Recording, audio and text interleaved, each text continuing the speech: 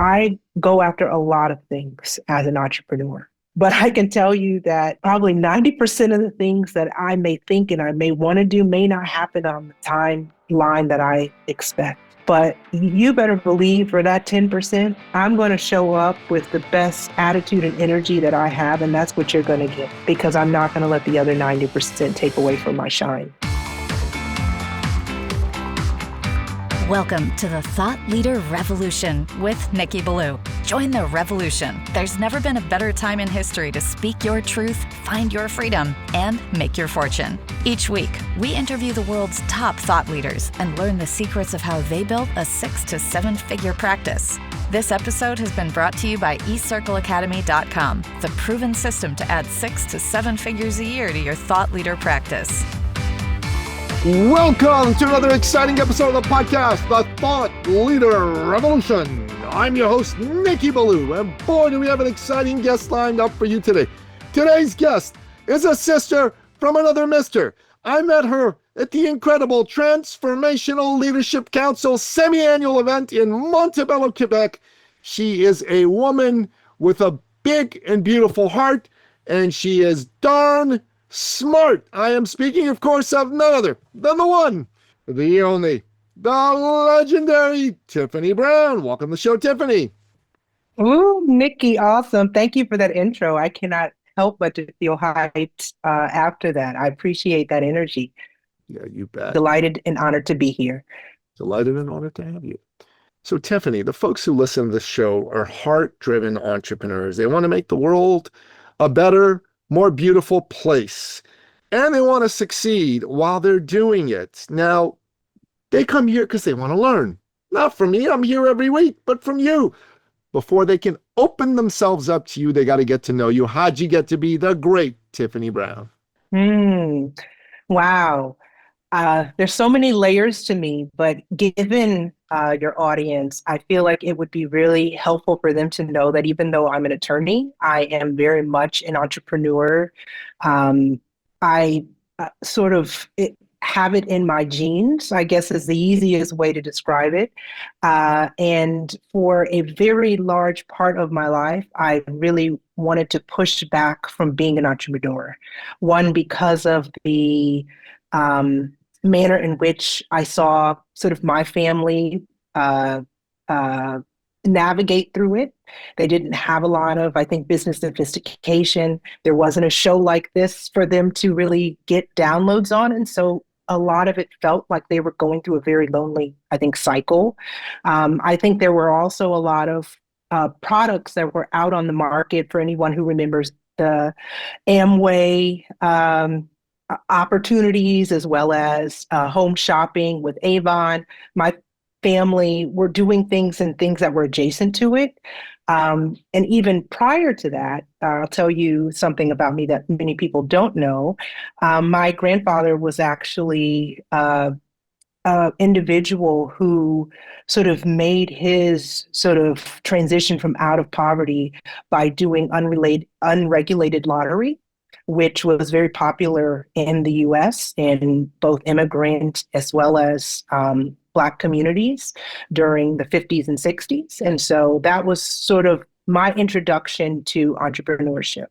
I would say that the journey that they were on was quite wild, and that there was a period, even from my mom's sort of description of her childhood, where they were frequently being evicted, and it didn't really change until my grandfather sort of figured out how to work smarter, I would say, as an entrepreneur.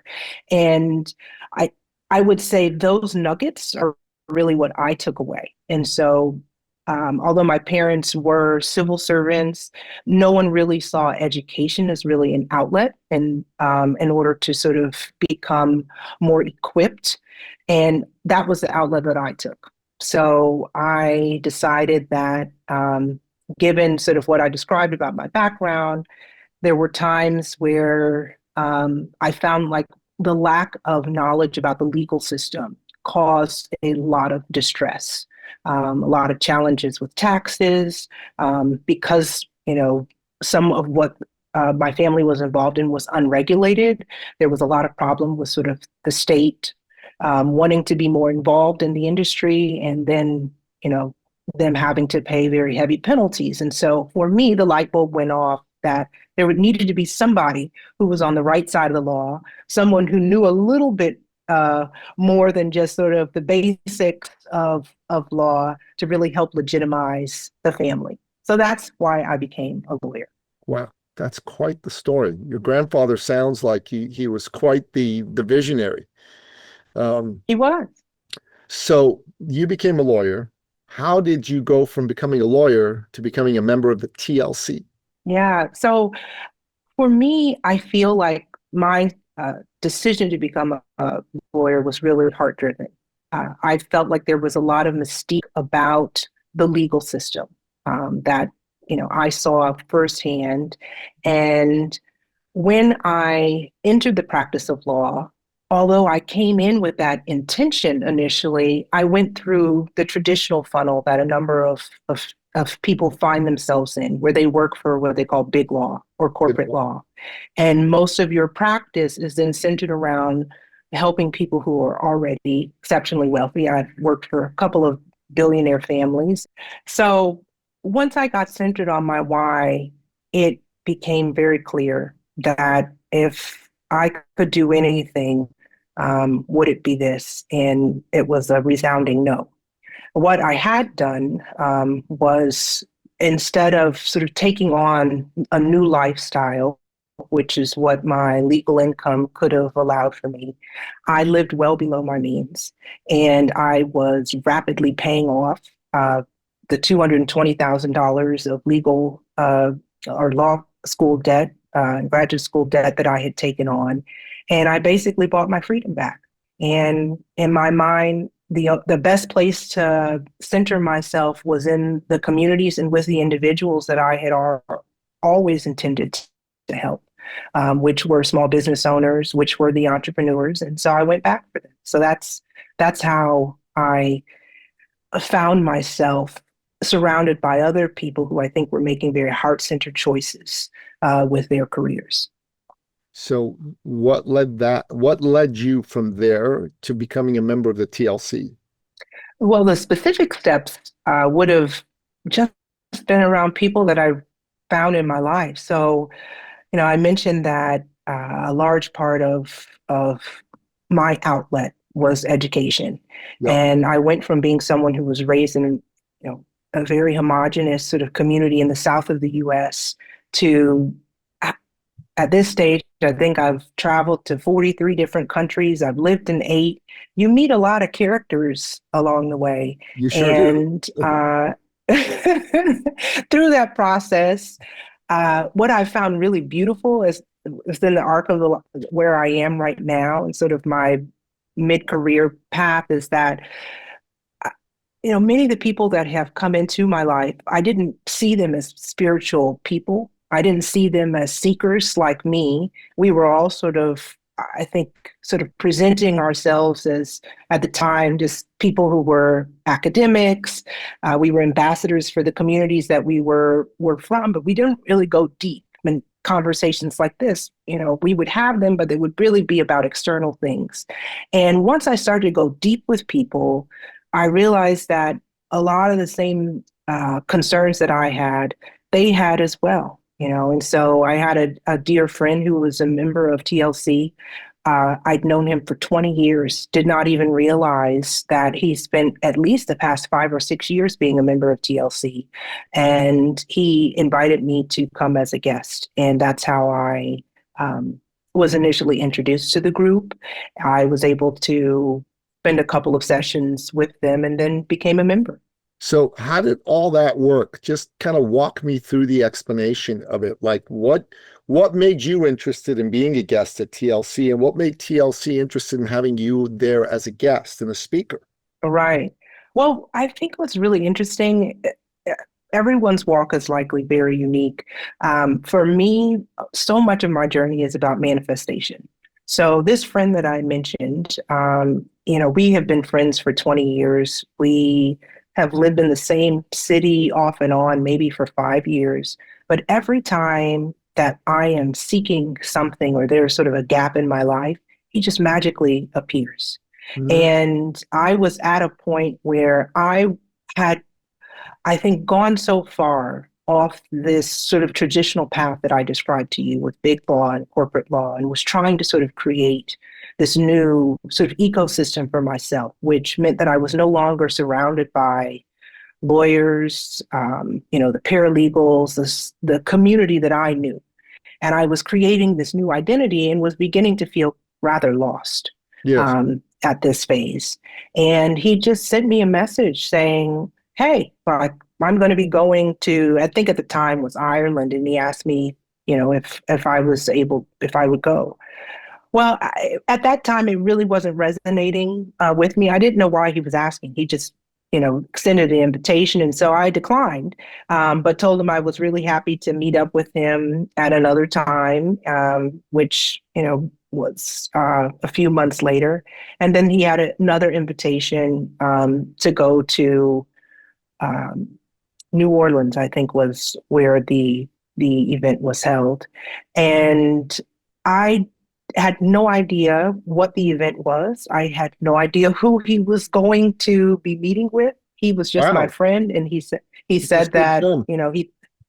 he just said, just come. I'm going to an event, a conference. I'd love for you to come as my guest. That's all I knew. That's I didn't all he look up gave you. TLC. That's all he gave me. I That's didn't know that anything. is bizarre. It was bizarre to most, except that, again, the way that my world sort of works is that and I have learned this about myself through my own practice, is that I'm a bit of I'm a manifest generator. So what he did not know was that for the early part of my career, again, he was my friend, but we weren't having these very esoteric sort of conversations, that I was struggling deeply with being this big lawyer. I was on a regular basis crying myself on the way to work. I don't know many people who do that, who are making solid six figures, and are, rapidly paying off debt, who are having existential crises. But that was my reality. And what I had been listening to that became a huge soother for that was The Secret, which a number of the members of TLC are. He had no idea about this. And this probably happened 8 years before he even invited me to come to the first session. So imagine my surprise the night before when I'm in New Orleans in this hotel room, and I just do my own diligence to say, oh, I guess I should look to see who this group is that I'm going to be a guest in attendance for. And I see that there are all of these members who participated in The Secret and all Yep. these references to The Secret. That's how it worked. Okay, I got to tell you, I mean, my journey was extremely different than yours in being invited to speak at the TLC. And everyone else that I know had almost a sponsor say, hey, you should have so-and-so come and do a talk. I think they might make a good member, et cetera, et cetera. And the truth of the matter is, to hear that you came without really knowing what you were getting into just strikes me as shockingly bizarre, in a wonderful way. Because I was very clear what I was going into. I was very clear why I was there and what I was going to do when I got there. Did you get asked to deliver a talk? No, I was there as a guest. So for people who are part of the TLC community, they are welcome to bring guests at any time. And so there was no expectation that I was presenting. I was really just there to be in fellowship. And fellowship was what I was seeking at the time. So it seemed like a great opportunity to meet these individuals. Of course, given, it was very bizarre, given what I had unlocked within 24 hours as to who I was with and the journey that I had been on. I had to share that with the group as soon as I got there. So I, on the open mic, had the opportunity to just share, how I was connected to the group. So that's Wow. essentially was my introduction, but they were very much part of my journey well before my friend had invited me. That's amazing. I think that's amazing. So you are at the TLC. And Yes. you go through this incredible 6 days where there's a lot of inspiration, a lot of love, a lot of fellowship, as you put it.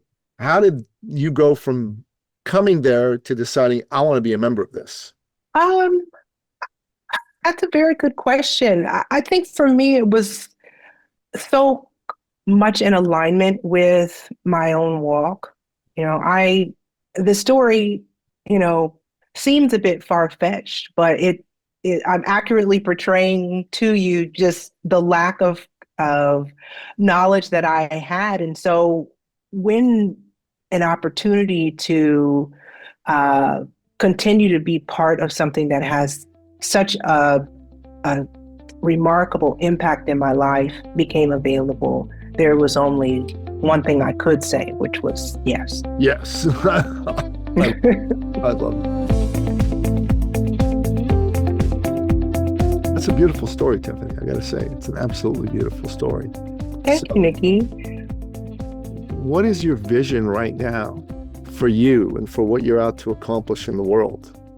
And how does being a TLC member fit into all of that?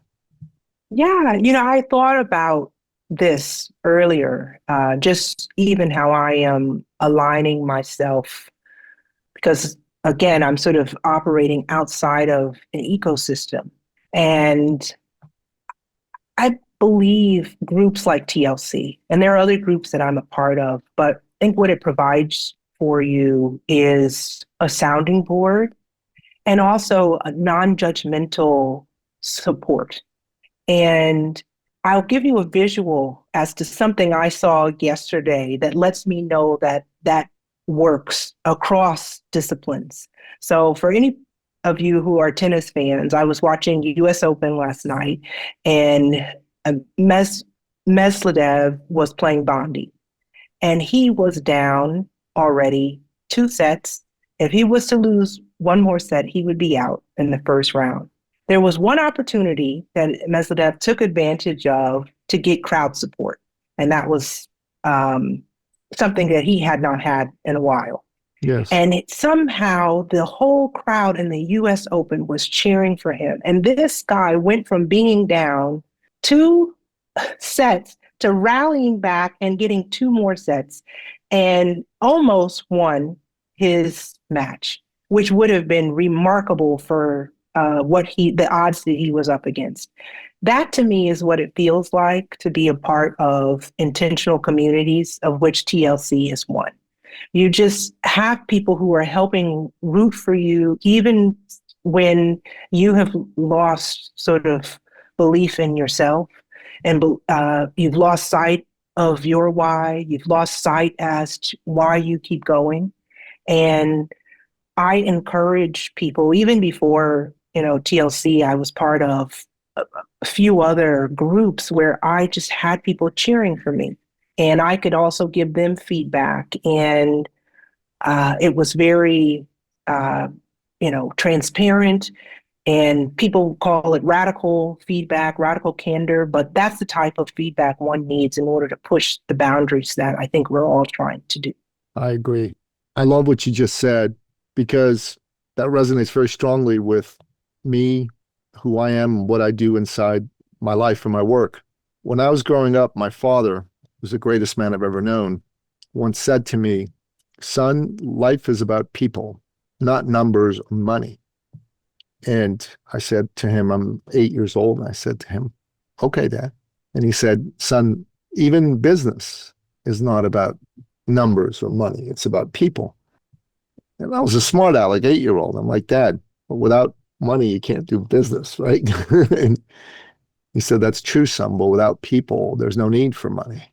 See, all business is a vehicle to solve problems for people for a profit. That's the purpose of business. You imagine a Venn diagram, you solve acute problems for amazing people, and you make an awesome profit. And where all three intersect, that's the purpose of business. And then he said to me, "Son, that woman sitting in front of you, that's someone's daughter. That's someone's sister. Mm. That's someone's wife. That's someone's mother. She's a hero to someone. She's got dreams, hopes, ambitions. She's got fears, disappointments, and maybe even someone just like you disappointed her in life or in business. He said to me, it's your job, son, to restore her faith in humanity. Because everybody, he said to me, has moments in life where their belief in themselves falters. They go wobbly. And when you see that, it's your job to pour your belief in them, because that little spark of belief, the greatness you see in them, could turn into this roaring fire of belief that will move them through that season of doubt. And then they're off into the races. And my dad did that for everybody. Everybody. And so when he passed away on February 23rd, 2020, he had this torch he carried, this Bilu torch, and he passed it to me. And that's what I do. I say this to people. I'm a professional believer in people. So I really love what you just shared.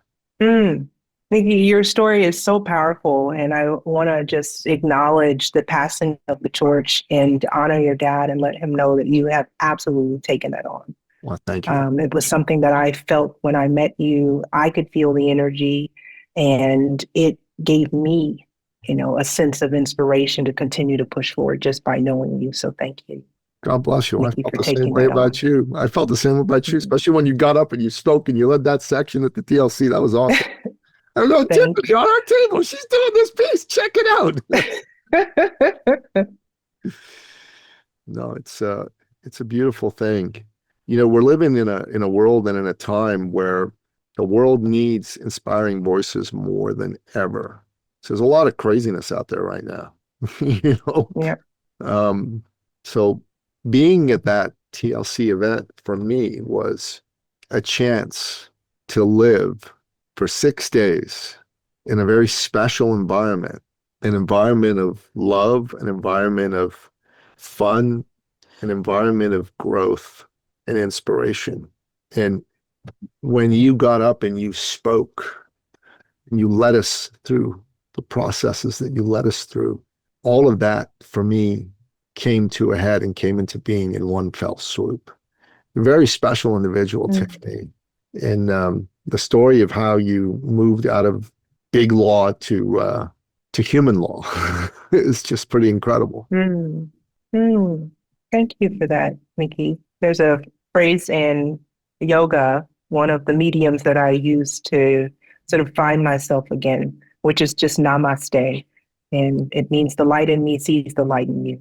Amen. Amen. So Tiffani, what is it right now that's near and dear to your heart that you want to share with people? Well, I'm going to give you the inside scoop, Nikki. You asked, and it will be shared. I am really thinking about what human-centered law looks like. And I, for the past 6 months, have been really focusing on how we get law closer to the people. And I know very soon that I will be, I think, really working people through their own sort of wellness chamber within law called My Wellness, My Legal Wellness. And it's right now sort of, it feels very conceptual, but it's really the type of law that I've been practicing for the past 6 years, but just giving it more structure and make it more easily accessible to people. I would say that I find that there is still a very big gap between the legal needs that people have and their ability to access legal services at a very transparent and low price. And my goal is to really create a product that allows people to be much more proactive with their legal work and make it uniform enough so that we can see it in multiple places. So that's what's resonating with me. You should totally jump all over that. I had a client a few months ago who did a program with me. Her name's Lauren Lester, and she's a lawyer out of Colorado, and that is what she's doing. She branched off to do that, and she actually coaches other lawyers on how to create that type of legal practice. I think Mhm. you and Lauren should get to know each other. I should connect you guys. Um, I would love that. and she has a coaching program for lawyers around that.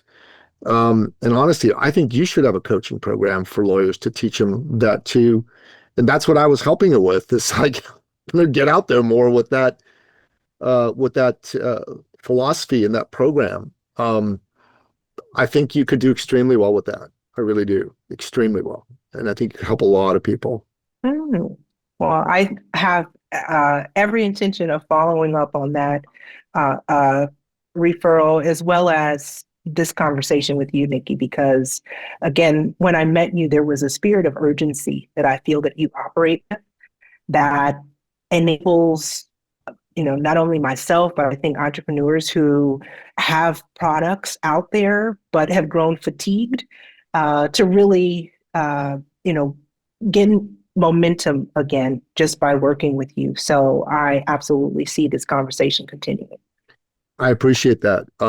Let's definitely make sure that we speak. I want to get you connected with Lauren right away, and let's have another Mhm. conversation separate from the interview. But the whole concept of human-centered law is one that I think people are crying for without knowing that they need it. But law is so anti-human in many ways, you know, Mhm.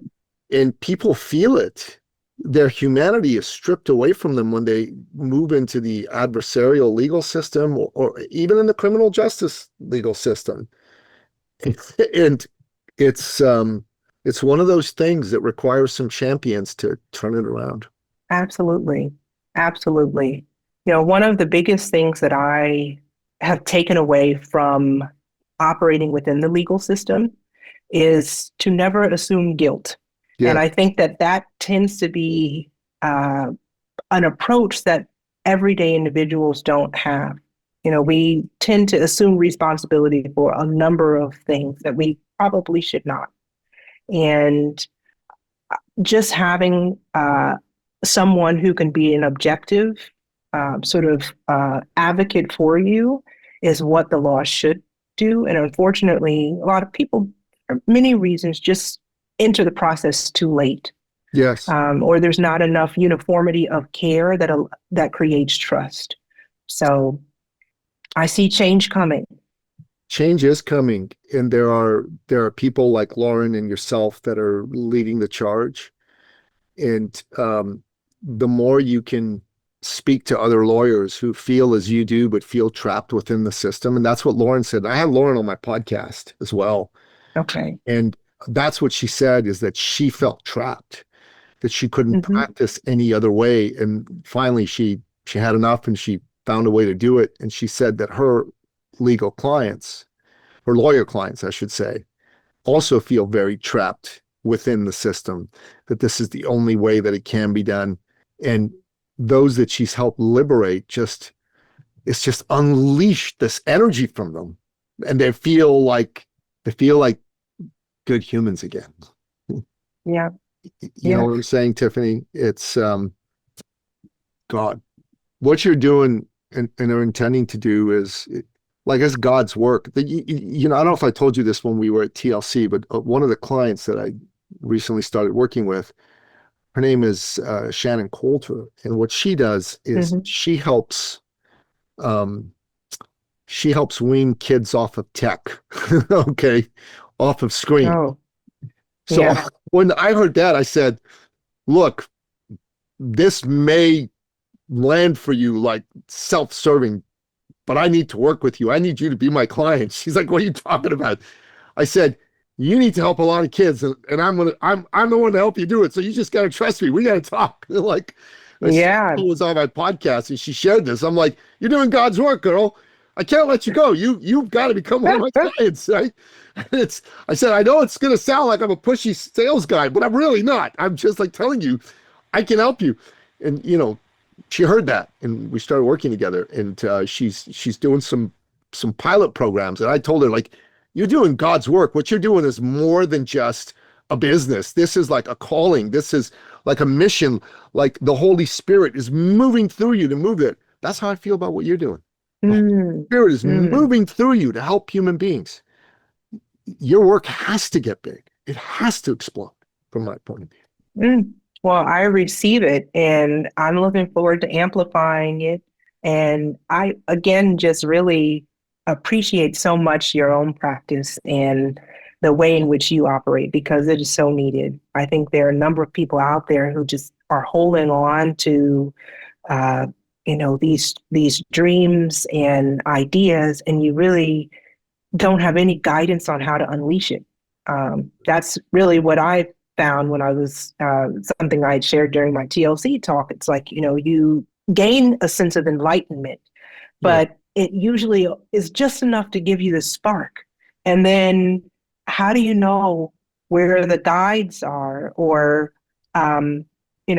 more so, you have a receptivity and openness to a guide and just not really sure how to go about, finding the right person and the people who are aligned with the same level of integrity that you want to operate in. So it's really a gift to have people like you, Nikki. So thank you. Thank you for what you do. Thank you. That makes me feel really wonderful. Thank you so much for saying that. That's very moving. I believe that the good Lord puts people in my path and me in theirs for a reason. And I don't believe it's an accident. I don't believe it's a happenstance. And I was on a lady's podcast today. Her name's Agatha, and she's a pastor's wife. And they're not from North America. I think they're from Nigeria or someplace like that. And she said her husband was called to be here, and she prayed to God to see, am I supposed to go with him? And God said, yes, you are. And she was telling me that she has been feeling this calling for 17 years to get out there and put her heart out there and to help people through the medium of coaching and speaking. And when we spoke, I said to her what I just said to you. I said, I believe people come onto my path for a reason, and I come into theirs for a reason. And I said, would you like to have a further conversation? And she said, yes, I would love that. And what'll happen will happen in that conversation. But the initial connection, like you're a manifester, you're really good at manifesting the right circumstance and opportunity. I believe I'm a connector, and I'm really good at manifesting the right connections. So it's a beautiful thing. Wow. So it is. So Tiffani, we end each episode by asking you, our guest expert, for your top 3 expert action steps. These are your best pieces of life and success advice to take my listener to the next step. What say you? All right. Well, I will say there's one principle that I absolutely stand on, and that's this concept of going upstream. And it's really a mindset that I have. When I was in law, one thing that I noticed in big law was there were a number of associates, which is what you are until you become like a big name partner, who seem to really be clamoring for the same clients, for the same recognition, for the same acknowledgement. Because one thing about law that people may not know is that you work not by the hour, but you work in 6-minute increments. So if you don't have anything to bill, you can be penalized at the end of the year. It's usually not on a month to month, but at the end of the year, it can affect how much you bring home. So it really is and was during the time I was practicing a spirit of lack and limitation that did not align with the mindset that I sort of was raised on. Yes. And I liken it to fishing. When you see people who are looking for salmon, the fishermen looking for salmon, and there's no more salmon downstream, what do they tell you to do? You go upstream. You got to find another watering hole. So that's really been my mindset. If something is not working for you, don't try to continue to make it work. Just you go upstream. And, for me, that looked like leaving a traditional practice of law where everyone was sort of clamoring around the same pool of clients to going into philanthropy, where I was representing foundations and billionaires who had so much money they wanted to give it away. That was not what my intention was when I went into law, but that was my method of going upstream. So just be strategic as to what upstream looks like for you, but know that there are other ways that you can find success. The second is something that I grew up hearing from my mom, and I feel like it is what got me through what I call career depression, which is, I think, is a real thing. You've heard of career suicide, but what does career depression look like? And I feel like I had lost hope. And the story that I gave during TLC was sort of how I began to regain hope again and joy in my life. And that is to always maintain a spirit of expectation. You don't know when, you don't know how. The same way I had no idea when my dear friend invited me to just come and fellowship with him in New Orleans. I had no idea what he was after, but I just know there are certain opportunities you just say yes to. And that is where I have sort of found my muscle of manifest generation to come from. It's just, you're always expecting the best. So just have a spirit of expectation that you carry with you.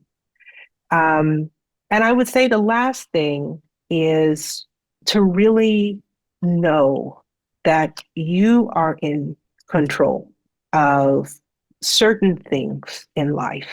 And I would say how you show up and your attitude is the one thing in life that you have the most control over. And I say that because, again, I talked about academia being an outlet that I had, and there's a lot of perfectionism that comes in academia. And everything that's based on validation is based on grades. And there was a point where I had become, I think, really sullen just about how I was moving within the academic space. And I had a woman who really helped ground me by telling me about her own background, how she had been a survivor of domestic abuse, had one time been homeless. And she just looked at me, and it really humbled me because I was complaining over, really trivial things. And she just said, there are very few things in life that you have control over. So, your attitude and the way you show up is the number one thing that you have control over, and don't allow anybody else to take that away from you. So it challenged me to be a better person with sort of my attitude and the way I even view myself. So, I go after a lot of things as an entrepreneur, a lot. And most people see me on the winning side because that's, typically when I am showing up when things have gone well. But I can tell you that, I venture to say that, probably 90% of the things that I may think and I may want to do may not happen on the timeline that I expect. Yeah.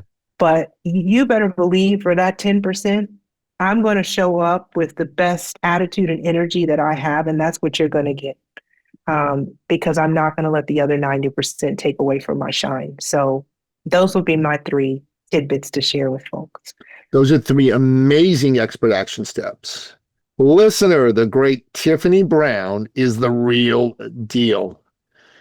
So Tiffani, is there a way you want them to reach out to you, connect with you? Anything in particular you want to share in that regard? Absolutely. So I talked about my,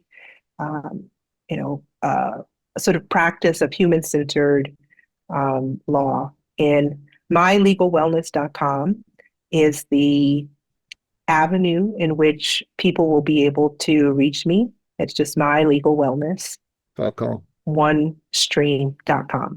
Okay, great. We'll make sure that's in the show notes.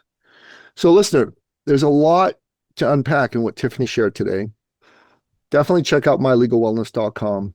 If this resonated with you, do us a favor, give us a like, give us a rating, give us a review, because when you do that, And Tiffani, I want you to encourage that too, because when you give us a like, rating, and review at the Thought Leader Revolution, it actually helps with the algorithm. And the more people say, yes, we like this, the more Apple iTunes is going to go, okay, we'll put this in front of some people that could benefit from it. So that's important to do. Secondarily, if you have a friend who could benefit from this message, share the episode with them. It's so easy to do. Just click the share button and forward it over to them. That's simple. And in the meantime, if you're in a space where your own self-belief is wobbly, reach out to me. I'll remind you who you really are. Tiffani Brown, an honor to have you here today. Thank you so much.